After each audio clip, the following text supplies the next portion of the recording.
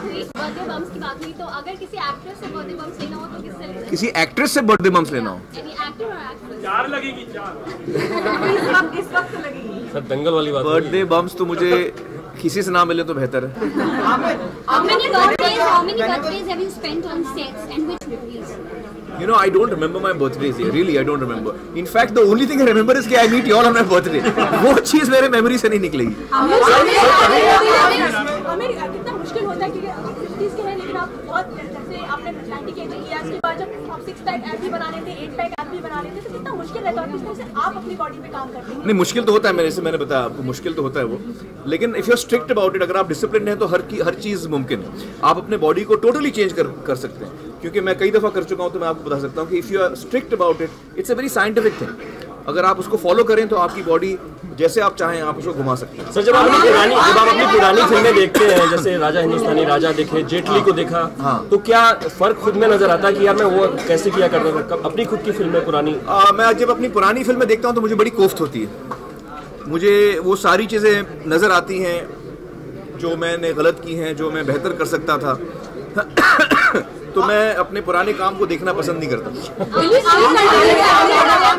Whenever your film has released on Christmas, you have broken all the records, and now there are reports going on that Dangal is not an out-and-out commercial film, but the film is releasing on Christmas. So would you like to clear the? No, it's out and out commercial. I mean, I hope it is.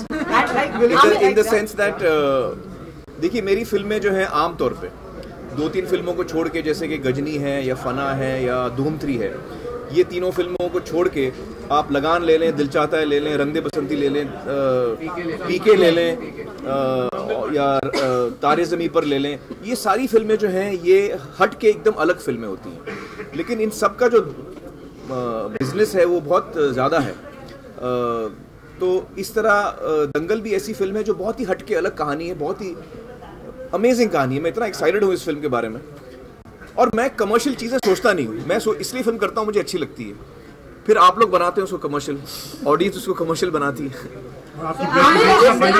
Sir नहीं, casting चल रही है, casting चल रही है अभी। हाँ, क्योंकि वो कास्टिंग बड़ी इंपॉर्टेंट है फिल्म के लिए, तो उसमें भी वक्त लग रहा है और उम्मीद है हमें सही कास्ट मिल जाएगी। तापसी पन्नू का नाम सुना था? नहीं, जो अभी तक नाम जितने आए हैं वो सब अफवाहें हैं, सारी अफवाहें। सर लेकिन जो टाइटल है वो आता है कि आमिर की बेटियां अभी तक नहीं मिली, इस तरीके से निकल गया है।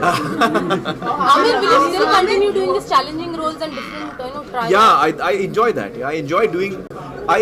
मुझे मजा आता है कि मैं अपने आप को सरप्राइज करूं, चैलेंज करूं, मैं अपनी ऑडियंस को चैलेंज करूं, सरप्राइज करूं, उनको कोई अंदाजा ना हो कि मैं उनको क्या देने वाला हूं। हमेशा कुछ नया अलग दूं, उसमें मुझे भी मजा आता है, ऑडियंस को भी मजा आता है। अच्छा, ये दंगल बेटियों की कहानी है कि बाप की कहानी है? दंगल जो है बाप और बेटियों की कहानी है, बाप की भी कहानी है, बेटियों की भी कहानी है, बाप और बेटी के रिश्ते की कहानी है। ये उसमें अलग अलग लेयर्स हैं। वेजिटेरियन भी आप बन गए, तो हाँ, कांग्रेचुलेशन फॉर दैट। तो ये स्टेप आपने लिया कैसे? क्या ऐसे स्मोकिंग तो बंद हो गया सर? वो स्मोकिंग तो नहीं, अभी तो रिलीज तो 2 साल दूर है। स्मोकिंग तो बंद हो गया है, और ये जो केक मैंने काटा और आपको खिलाया वो भी वीगन केक था, मतलब उसमें दूध नहीं था, दूध और अंडा नहीं था। तो ये परमानेंट हो गया? परमानेंट हो गया।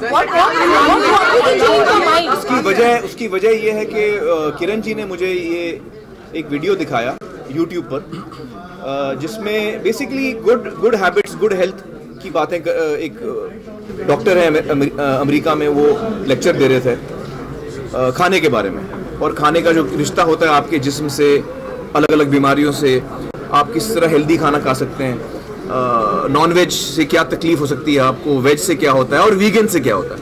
तो उससे मुझे ये बात समझ में आई कि वीगन डाइट जो है वो सबसे हेल्दी डाइट है, और मैं तो सभी से कहूँगा कि आप वीगन डाइट फॉलो करें। महंगा डाइट हो? महंगा नहीं, ये वेजिटेरियन में, बल्कि आप वेजिटेरियन से 2 कदम आगे। तो वेज में आप दूध पीते हैं, दूध के साथ साथ जो चीज़ें बनती हैं, दही, पनीर, चीज़, मक्खन, घी, तो इसमें दूध और दूध से जितनी बनी चीज़ें वो भी हट जाती हैं, तो आपका कॉस्ट और कम हो जाता है। सेंसर बोर्ड वाले आपस में ये having problems and getting more stricter as a producer also. There's been an internal divide between the problem over how much I think censorship जो है ये बहुत इंपॉर्टेंट इशू है। एक तो क्या हमारा जो हम उसको बोलते हैं सेंसर बोर्ड वो नाम ही गलत है। हम लोग बड़ा लूजली इस टर्म को यूज करते हैं। वो सेंसर बोर्ड है ही नहीं, वो दरअसल है एक बोर्ड जो सर्टिफाई करता है, सेंसर नहीं करता, वो सर्टिफाई करता है। इसलिए उसके नाम में सर्टिफिकेशन है, central board of film certification, not central board of film censorship, central board of film certification, ये उसका नाम है। तो वो जो बॉडी है वो सर्टिफाई करने का काम करती है। उसका काम नहीं कि वो सेंसर करे, उसका काम है कि वो सर्टिफाई करे। तो वो एक आई थिंक ये हमेशा हर जमाने में, हर जनरेशन में ये मुद्दा उठता है और इसमें यकीनन एक डेमोक्रेसी में ये मुद्दा उठना भी चाहिए और हमें इस चीज़ को वाइब्रेंटली डिस्कस करना चाहिए।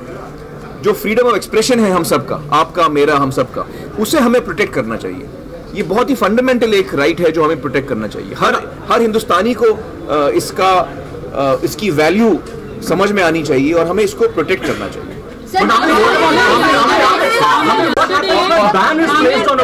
नहीं, I am against bans, I am not in favour of bans.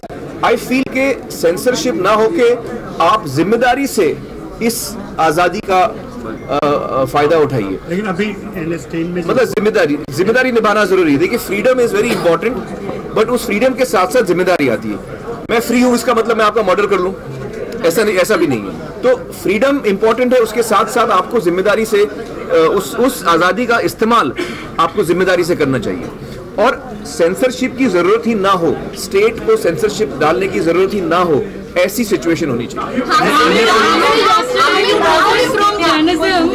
You quoted from Jainism yesterday. Are you turning philosophical? Are you reading other? You know, I read about different philosophies, and I'm very impressed with the Jain philosophy because it is based on three aspects. One is non-violence, ahimsa, non-violence. Second is कि आप उतना ही इस्तेमाल करिए जितना कि आपको जरूरत है, उससे ज्यादा इस्तेमाल ना करिए। और तीसरा कि अगर किसी और की का विचार, सोच विचार आपसे अलग हैं तो आप उससे झगड़ा ना करें। आप ये बात माने कि उसका भी एक पॉइंट ऑफ व्यू है और उसको अधिकार है अपना अलग पॉइंट ऑफ व्यू रखने का।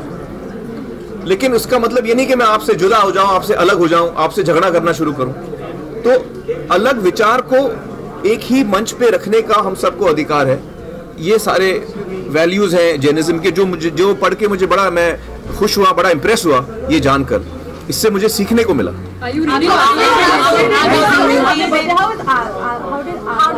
आजाद को सिर्फ एक ही इंटरेस्ट है, मैं केक कब काट रहा हूँ।